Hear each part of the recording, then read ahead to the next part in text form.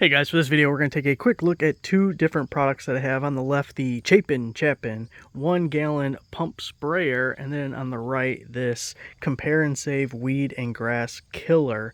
We're going to give it a shot here in 1 second around my yard, and then we'll come back in a couple of days to see if it did its job. So first, taking a look at the pump sprayer. If you've never used one of these before, the 1-gallon size is perfect because most of your mixtures for this is going to be how much to add, like how many ounces to add to 1 gallon. Plus, a 2-gallon or bigger, it's just going to get heavier and more weight that you're lugging around. So I like the 1-gallon. If you've never used one of these before, you just got the little pump on the top. It's a little more difficult to do when it's empty, but you turn that a little bit, pump up to build up your pressure, and then when you push it back down, these tabs right here will find the channel, give it a little quarter turn, it locks into place, and now that is a carrying handle for you as you go. And then you have this little trigger here that makes the juice come out, and then at the end that you can rotate to adjust the fan or the spray of what you have.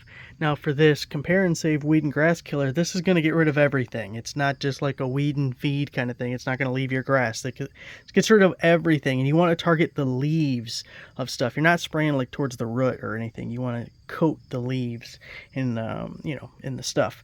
So there's two different mixtures you can do. For general weed control, it says 1.5 ounces to 1 gallon. For the tough stuff, you can go up to 2.5 ounces per gallon. I'm going right to 2.5 because this is a big old gallon thing, and we might as well just use up 2.5 ounces every time. It doesn't come with any kind of measuring cup, so I just did my own rudimentary one here. But we're going to go ahead and put 2.5 ounces in here, then fill this up. There's little marks on the side. They are a little bit tough to see, but it is 1 gallon right about there. And we'll walk around and start spraying.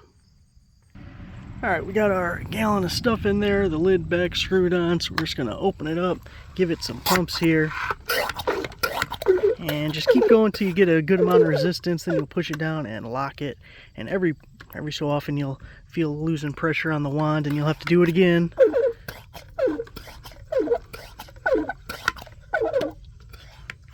We'll do a little bit showing you, but it's a little hard to spray and hold the jug all at once here. This stuff is rain safe in 2 hours. So again, you can adjust the spray if you need more or less. We're just going to coat all this growth.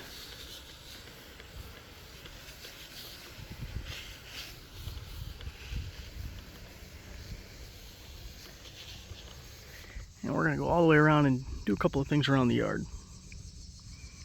Here are some clips about a week later. You can see a lot of it has died off, certainly not as full as it was before, all the way down the side of the house, and it got real thick down there.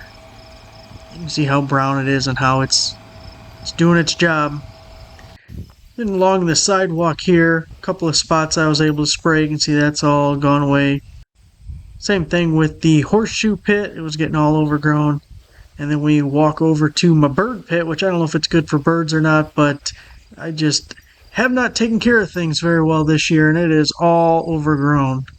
Now, one thing is it didn't work great on some of this stuff. You can see how green it still is, but the grass in front got a little bit of overspray, and it all died. So I don't know if this type of weed is just resistant to this chemical or what, but it didn't mind it at all. Still nice and green. But there it is, guys. Overall, this stuff did work really well. You saw most of it died, but depending on what you have, if you have whatever that stuff is right there at the end, it might not work for that. But for most stuff, it did work. Thanks for watching.